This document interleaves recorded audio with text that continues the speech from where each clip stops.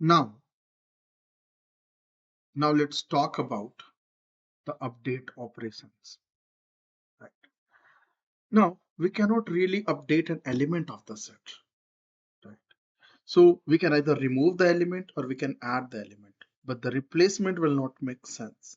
Right. This is just like a dictionary with only keys. Again, now let's first consider how we can create new set from the other set. For that, we can use this method like intersections, union, difference, and symmetric difference. Now, for each of these cases, we have to create a new set as well. We can create a new set as follows. So here we have this S1 and S2 as a two set. We are printing the set 1 and the ID of set 1, and what we are doing is we are updating the set 1 with the intersection of S1 and S2. So S1 we are updating, and now after the update we are trying to print the value of S1 and ID of S1. When we do this, here we can check. Now what we see is the ID is totally different over here, right? So here the ID we had as, here is the ID totally different, and here we have the totally different ID, right? So this means that we have created a new object. Now we may want to mutate S1. Instead, we do not want to change it. We want to mutate the S1. And the same way go for the other operation, like we can try the other operation as well. So Python provide a way to do in a both method and the operator way. So for update, we can use update method, or you can use this operator, pipe equal to. For intersection update, we can use, again, this update is like for union update. For intersection update, we can use intersection update function, and you can use intersection and equal to operator, like and equal to operator. For difference update, we can use difference update function, and we can use minus equal to operator. And for symmetric difference update, we can use this function symmetric difference update, and we can use this hat equal to operator. So for all these operations, we have the equivalent operator way, and we have the method as well. Right? All these operations mutate the original set. Right? It does not change the new set. Right? It does not create a new set. Right? Now again, let's see that. First, try to do the union update. Here we have this set 1 and set 2. We try to get the ID of S1. Here what we are doing is we are saying S1 pipe equal to S2. That means we are trying to do the S1 is equal to S1 union S2. This is what we are trying to do. When we do this, what is happening?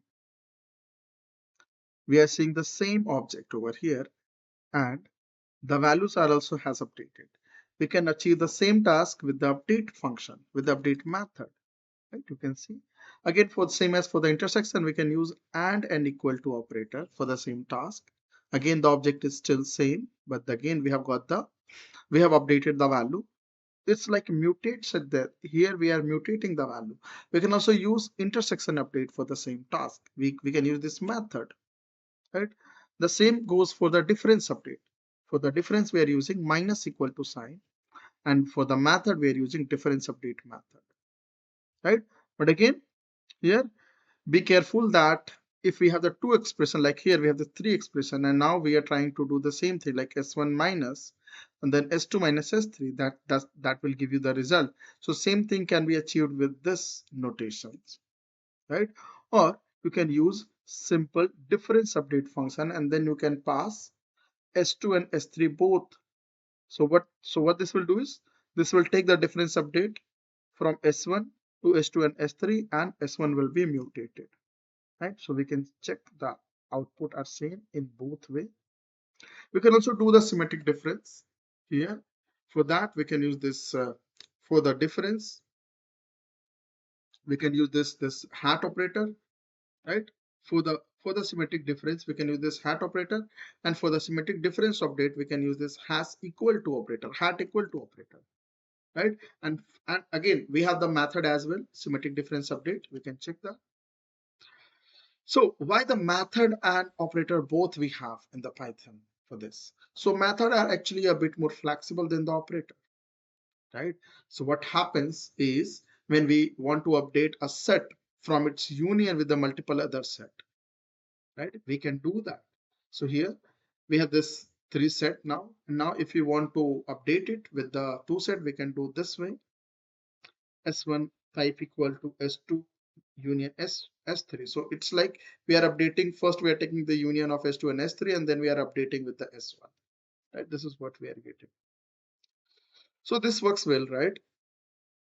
Or, and again here, for that, all 3 data has to be in a set format. But let's say that if you are using the update method, there you do not need to have all the data into the set format. This is the tuple, this is the list, this is the tuple, and this is the string. It has not to be the set only.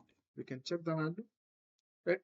We can see it is working, right? We can achieve the same task in this format, but here we have to convert all the element to a set, right?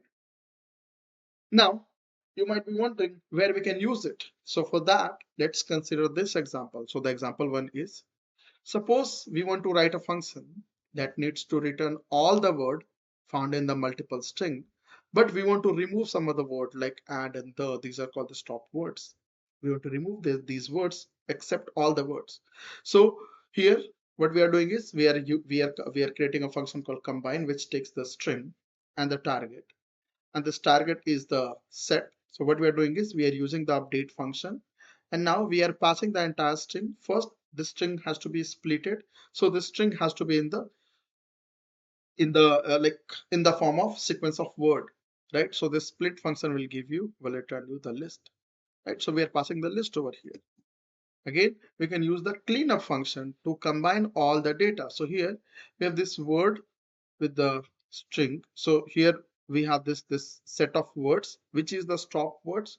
And now we want to take the differences. So here what we want to, we have this combined word, and now we want to kind of remove these words from this combined set. So again, we can simply do this. We can simply do minus equal to, right? To kind of update the word by removing this word, right?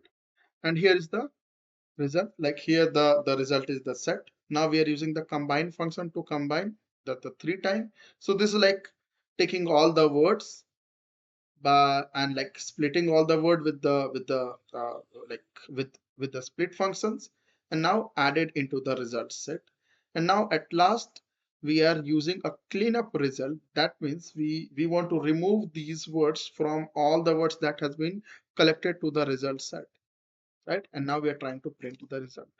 Here is the value we are getting. Again, this example will not make sense for much, but again, to understand concretely, right? Let's see the second example.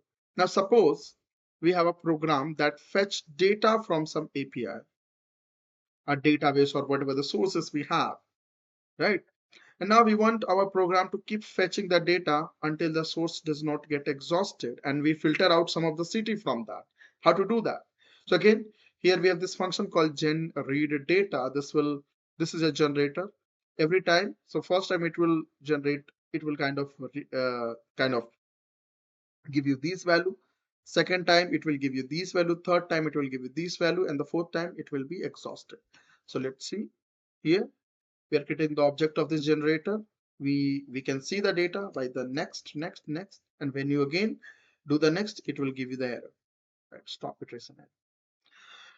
Now, what now we want to use this? Now we are going to create a filter that look at the data, right, and remove any city which we do not want over here.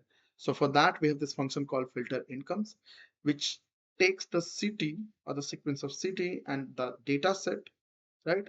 And here we are trying to do the dataset dot difference update city. That means we want to update it and remove that city value over here.